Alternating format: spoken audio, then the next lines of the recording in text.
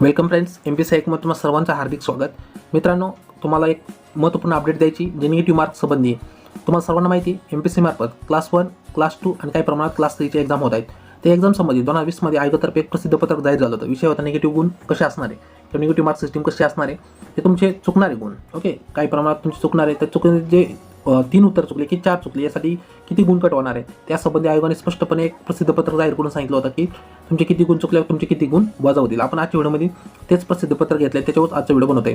तुम्हाला एक अपडेटेड माहिती असावी म्हणून आजचा व्हिडिओ आपण तयार करत आहोत. ओके, आपण आता ते प्रसिद्ध पत्रक पाहू.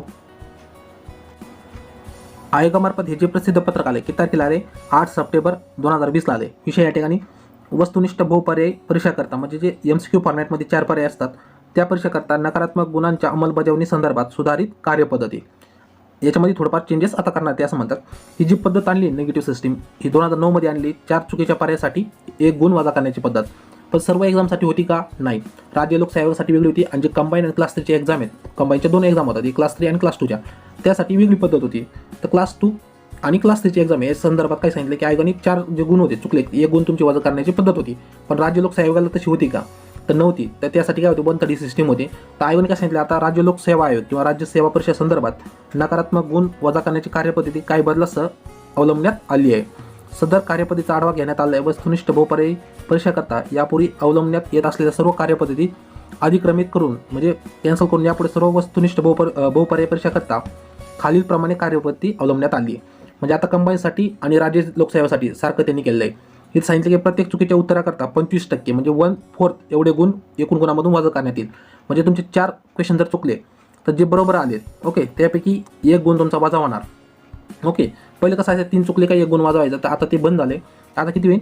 4 चुकले क्वेश्चन तुमचे तर 1 गुण वजा करण्यात येईल तुमचा. त्या ठिकाणी दुसरं एक दिले की एखाद्या प्रश्नाची एकापेक्षा अधिक उत्तरे दिली असल्यास, उदाहरणार्थ तुमचे 4 ठिकाणी गोळे असतात, असे डबल जर तुम्ही गोळ केले असे किंवा काही ठिकाणी टिक मार्क केली तर ते तुमचे तिकडून काय व्हायचं, सुरुवातीला कसं व्हायचं तर ते बाद केलं जायचं. पण आता तसं नाही होणार. तर तुमचा डायरेक्ट क्वेश्चन चुकीचा ठरला जाईल. या ठिकाणी दिलं की येऊन त्या प्रश्नाच्या उत्तराकरता 25% किंवा 1/4 एवढे गुण एकूण गुणामधून वजा करण्यात येईल. त्यानंतर तिसरे अपडेट वरीलप्रमाणे कार्यपद्धतीचा अवलंब करताना एकूण अंतिम गुणांची बेरीज अपूर्णांकात आली असाल, ओके, अपूर्णांकात आले तरी ती अपूर्णांकातच राहील व पुढील कारवाई त्यांच्या आधारे करण्यात येईल. म्हणजे तुमचे जर पॉईंटमध्ये गुण आले, कारण निगेटिव्ह सिस्टीममध्ये तुमचे बघितलं असाल काही गुण तर चुकले, तुमचे 4 चुकले तर 1 गुण वजा करण्यात येईल. समजा 2 चुकले तर तुमचा काही अर्धा कॅन्सल करण्यात येईल, अर्धा मार्क काढण्यात येईल, तर तुमच्या अपूर्णांकात येणार. तर त्या अपूर्णांकातच तुमची जी आन्सर असणार ते अपूर्णांकातच राहील. पुढं कसं पहिलं कसं व्हायचं, पुढची संख्या घेतली जायची, तर तसं नाही होणार. आता त्यांनी सांगितलं. त्यानंतर चौथीतले एखाद्या प्रश्नाचे उत्तर जर अनुत्तर असेल, म्हणजे तुम्ही काहीच केलं नसाल, अशा प्रकारे नकारात्मक गुणाची पद्धत लागू असणार नाही. मग तुम्ही काही टिक मार नसेल केली तर त्या ठिकाणी तुमचे मार्क जाणार नाही. त्यानंतर या ठिकाणी दुसरं ऑप्शन दिले, उपरोक्त कार्यपद्धत आयोगामार्फत आयोजित सर्व स्पर्धा परीक्षा, त्यानंतर मर्यादित विभागीय स्पर्धा परीक्षा तसेच चाळणी परीक्षा करता सुद्धा लागू राहील. म्हणजे आयोगामार्फत जे एक्झाम होणार आहे संपूर्ण, जसं की स्पर्धा परीक्षा होणार आहे, त्यानंतर मर्यादित विभागीय स्पर्धा परीक्षा होणार आहे आणि चाळणी परीक्षा यासाठी सर्वांना लागू असणार आहे. म्हणजे डायरेक्ट सर्वांसाठी एकच सिस्टीम लागू केली. म्हणजे 4 चुकले तर तुमचा 1 गुण वजा होणार आहे आणि जर तुम्ही टिकमार नाही केली तर तुमचे गुण वजा होणार नाही. सदर कार्यपद्धत यापुढे जाहीर होणाऱ्या सर्व लेखी परीक्षेच्या निकालाकरता सुद्धा लागू राहील. चौथले, आयोगाच्या संकेतस्थळावरील संबंधित परीक्षा योजनामध्ये यात अवकाश सुधारणा करण्यात येईल. तोपर्यंत उपरोक्त कार्यपद्धतीनुसार कारवाई करण्यात येईल. याबाबत काही सूचना असतात आयोगाने सांगितले, ह्या ठिकाणी तुम्हाला माहिती सांगितली जाईल. हे कोणाकोण सहसचिव परीक्षा पूर्व महाराष्ट्र लोकसेवा आयोगामार्फत ही माहिती आली.